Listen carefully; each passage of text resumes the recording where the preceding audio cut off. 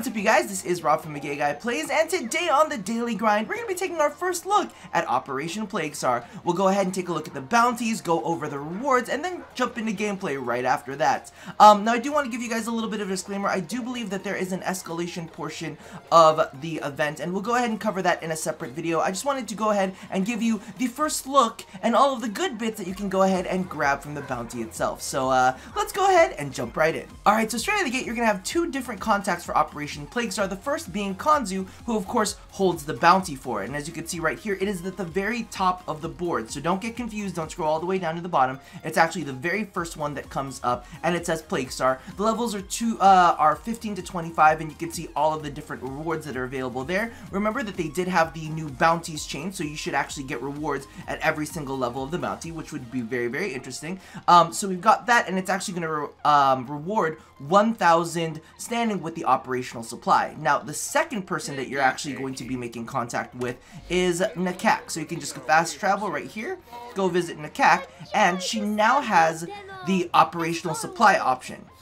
So you can click on that and you can see all of the goodies that she has, and there's actually only 3 different levels to this, which is interesting, because usually we have like 5 different levels, but I mean, this is only a 10-day event, so definitely keep that in mind. But as you can see here, we have all of the goodies that come from it. So of course we have the emblem, then we have all of these rewards that kind of come with here. Some of them are crafted, some of them are fished. So as you can see, we've got Radiant Centrum and Heartnith. The great thing about that is if you don't have them yourself, you can go ahead and just pick them up. Cetus Wisp, of course, 750 standing though. That hurts my soul. That's one Cetus Wisp for one mission. Because remember, at least at its base, you will be getting 1,000 per mission. So we'll see exactly how that ends up working out. But you can see all of the rewards here. These are the basic things. Fulmination is back, and so is Sacrifice. Fulmination is the explosive mod that comes out for your secondaries. Sacrifice is going to be the thing that you get for your sentinels, which, you know, I don't care about. We've got Forma, and it looks like it's pre-built Forma, so that's amazing. For those of you guys who missed it or sold it by accident, we have the Ether Daggers, and we also have the Snipetron Blueprint. Now, here is the interesting thing. The Eidolon Phylaxis Blueprint. Apparently, this is what we use to craft to make the event more difficult. And I'm assuming the more difficult we make the event, the more standing we'll eventually end up getting. But now we get to the good bits, and I kind of did a little bit of a sneak preview for myself to see exactly how this goes. But we have the Exodias, so these are going to be the arcanes that come off of it, and you definitely believe I'm going to be buying this, and I'm going to be crafting this shit up, and we'll see how this goes. Because melee attacks unleash a projectile of infested energy after a bullet jump or double jump. Now this sounds kind of weird, but the next Exodia that we're going to take a look at is going to be interesting. This one just sounds cool. I don't exactly know exactly what it's going to do, but we'll find out more as it goes. Hopefully the damage scales a little bit. Maybe it'll scale with the weapon itself. Cross your fingers. We'll see. Next up, we've got the Exodia Epidemic Blueprint. And this one goes, slam attacks after a bullet jump or double jump unleashes a shockwave of infested energy, suspending enemies caught in the blast radius. So we've got like an AoE CC. This is kind of cool. I definitely want to check out like the range on this and exactly how it works. And the greatest thing about this, y'all know, I've been fighting with my Exodias lately. I'm on my last tier. I got my last little bit for Exodia Mine. We're all ready to go. It's all crafting. But none of these use Breath of the Eidolon, which I am I'm like, yes, Jesus, thank you. You're not dipping into my Breath of the Eidolon fundings. They are dipping into your Cetus Wisp fundings, so just keep that in mind. Now we're going to go ahead and take a look at the weapons. Of course, these don't show the stats, but we will get them crafted ASAP and take a look at everything that we can do. But as you can see, we have the Plague Aquin Blueprint. A Zaw Grip used for sword, machete, rapier, and dagger style weapons. Its lightweight provides an increase of speed at the cost of damage. Want to see how that goes, because that looks cool. A Zaw Strike used for dagger and staff style weapons. Ooh, a dagger weapon, exciting. Its lightweight increases the speed at the cost of damage. Okay, okay. And then we've got the Plague Boquin Blueprint, which of course I think is the grip? Is this the grip? Oh wait, grip is the staff part, yeah. That's what we want. A Zaw Grip used for sword, machete, rapier, and dagger style weapons. Its lightweight provides an increase at the speed of cost of damage. So this seems all like pretty fast. All the used weapons look to be pretty fast. And then the Plague Kerpath Blueprint. I'm excited for this. Wait, is this the rapier one? Is there no rapier one? No! Oh wait, I think the other one, well, we'll see. We'll take a look at it. A Zaw Strike used for dagger and staff style weapons. Its lightweight increases speed at the cost of damage. So they got a lot of daggery, stuffy, speary stuff. Is this, what is this? for dagger and staff, it's really just dagger and staff then, right? So we got sword, machete, rapier, but that's just a grip. This is just a grip. So we've got 2 grips and 2 strikes.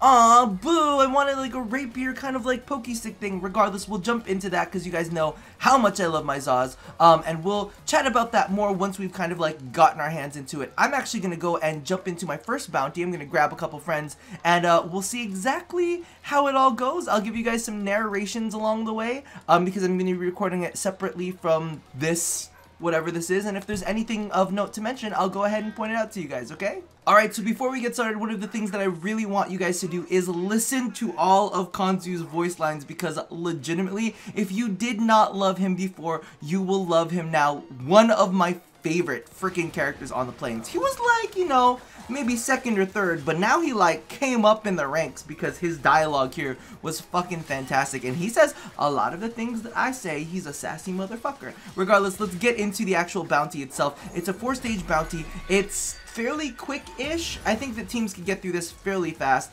but one of the things that I wanted to point out about this was you might want to bring someone fast because you have to hold the canister. Anyway, let's break it down. So what you do is straight out of the gates, you have to go and grab one of the canisters from one of the newly opened caves that was, you know, shown in the plains. After you go ahead and grab that, that's the end of that bounty. All you got to do is find it and grab it. Then the next thing you need to do is move into a mixer.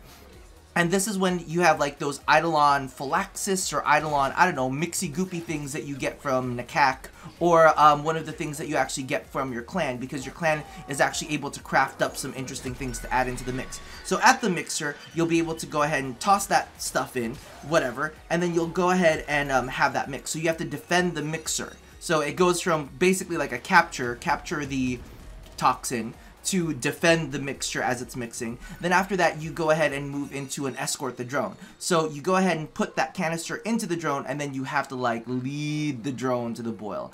And my lead to the drone was like over 1K meters long, so it's a little bit of a run. I know that Novas can kind of get people across a little bit faster, so you might want to bring a Nova or even a switch teleport Loki. That works as well. Once you get to the boil, the drone injects the serum into the boil, and the boil is like, nah, fuck y'all, get the fuck out of here, and then starts spitting out all of these infested. Now, I actually really like Gara for this, but I could see where, I could definitely see where a Neja would work really, really well too. Regardless, go ahead and just take on those infested, and then boom, you're done. And then Mr. Kanzu says some fucked up things about Vehek, and I love him for it. Now, this is actually the part of the quest that I'm very, very much inkling that you'll be able to escalate the difficulty, because you put that mixture in, and I'm assuming that mixture dictates how difficult the rest of the enemies are going to be that pop out of the boil, including, because as you guys know, your clans can craft up like a little bit of a mixture. You can go ahead and have your clans create that mixture, pop that into the boil, and it looks like you're probably going to be fighting that thing that the data mine said basically looked like, you know, a souped up Lephantis. So you'll probably have to fight Lephantis in the plains at some point in time. But yeah, so that's probably where you're going to begin those hunter mods that they were talking about in the patch notes for. So definitely make sure that your clan is on point and doing all the things that they need to do to go ahead and get you that mixture so that you can start hunting Lephantis on the plains, which is going to be really interesting because now you're going to have Eidolons going on. Then you got this infested beast. If only they could come together and fight the shit out of each other, I would be so fucking excited. We're going to see. We're going to see if we can make that happen at some point. Regardless, that about does it for now, because I got to go ahead and start getting all this standing and start grinding out these new weapons for you guys so you can see all of the cool Zaws and the Exodias, and cross your fingers, hopefully those Exodias will be worth making. Hopefully you'll take a look at them and you'll be like, ooh, this is really good. Maybe they'll scale. I don't know. Regardless, I'm going to love you and leave you, so as always, love somebody, hurt nobody, and touch that infested boil with some antiseptic shit. I'll see you guys soon. Bye-bye.